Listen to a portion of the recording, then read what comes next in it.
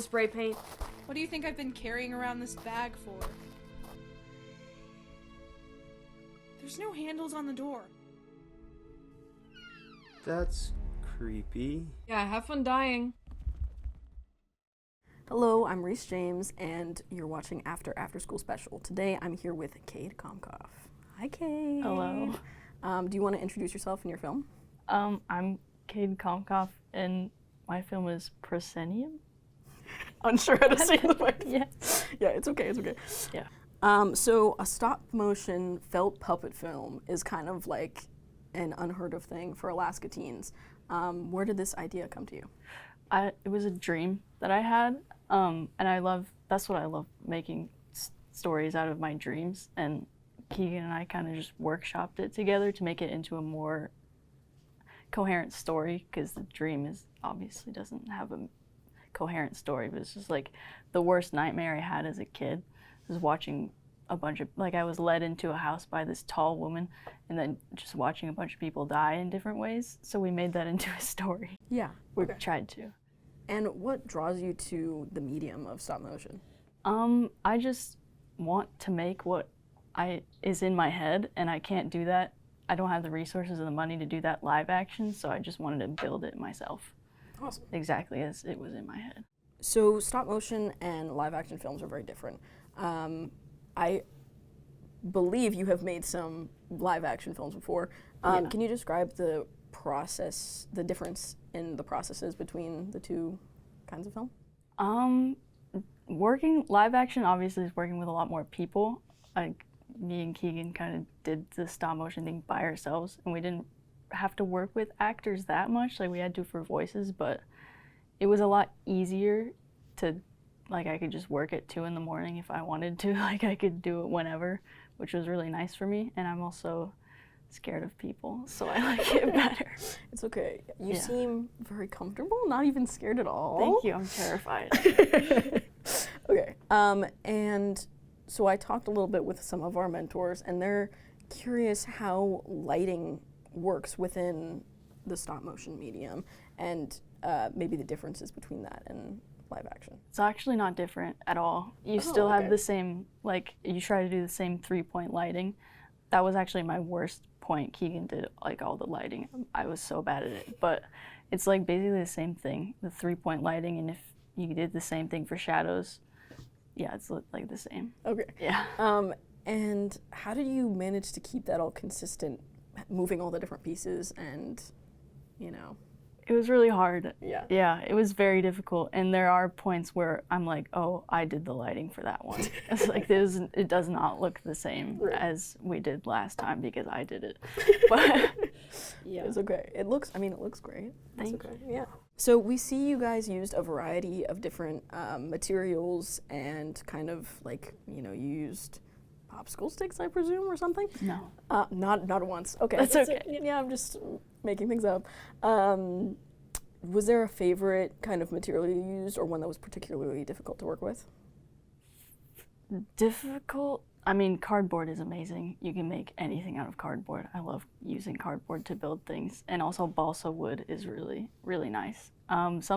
I guess balsa wood is also difficult to work with because I made the railings out of it, and it broke so easily because it was weak, but I couldn't think of anything else to make it out of, so we had to remake the railing 6 times because we kept breaking it because we had to move the sets, but yeah. Yeah. That sounds tough. If you could go back and use a different material, would you? Yes, I would make it out of air dry clay, probably. Ooh, that's smart. Okay. Yeah. Yeah. So this is an extremely ambitious project. How did you manage your expectations with your time and money and whatever kind of constraints you had? We didn't finish the story, so we made the whole story and then cut it in half.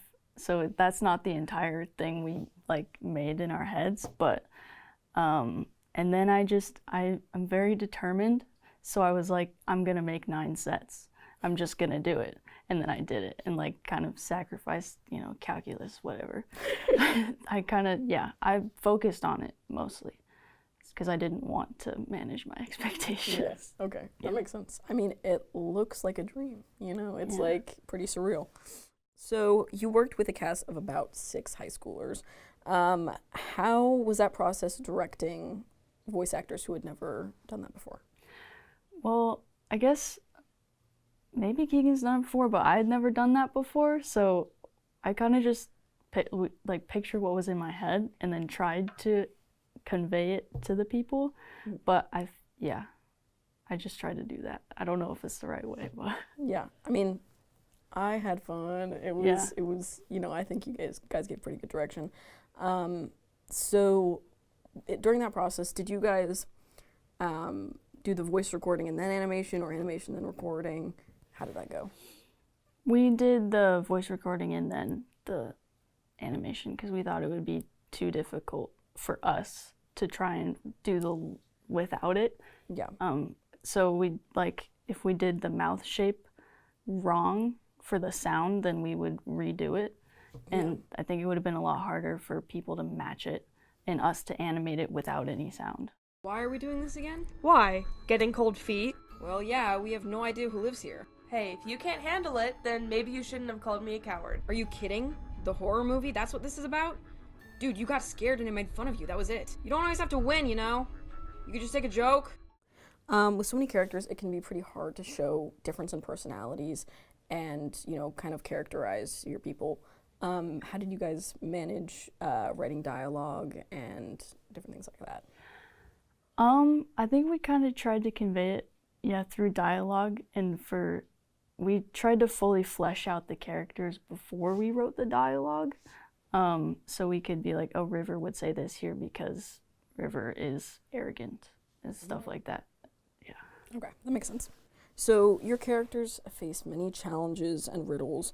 How did you guys go about writing the riddles? That was really fun, actually. Yeah. Well, it was partially based. The riddles were partially based off of one. The jungle one was based off an internet one. Then I just manipulated it to fit the story, and then some of them were like, what game is this, and what can we make out of this game that is a riddle and will make sense, and some of it is based off the dream I had. Awesome. In general, for all of the creating of the film, what was the greatest challenges that you guys faced? Working with each other, probably. We butted heads a lot, because I had a very stark vision of it, and then they'd be like, that doesn't actually make sense, and I'd be like, what do you mean? That's what was in my dream. And they'd be like, it was a dream. Dreams don't make sense to other people. And I'd be like, fine. I guess we can switch it. Yeah. So was it just a lot of compromise, or how did you? It was a lot of compromise, definitely, and also just being willing to be like, okay, I trust you because I don't know how it sounds to other people, and you're the other person that I'm saying it to, and if you're saying it doesn't make sense if we do it this way, and there's a better way that it'll convey to the audience, then that's fine. Yeah. Were there any points that you specifically fought for when you're kind of having that compromise? The jungle. I really wanted to build a jungle because I thought it would be fun. But then they were like, that's not a game.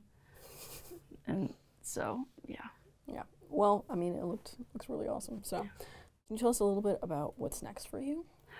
I'm going to University of Rochester, hopefully double majoring in neuroscience and film. And then I would really like to work eventually at Leica Studios. That's the biggest stop motion company in the US, and I really want to build things for them. That's awesome. Yeah. What draws you to film? I mean, you have some kind of starkly different majors that you have there, neuroscience and film. Why is it important to you to keep film in your life? Because it is satisfying to me.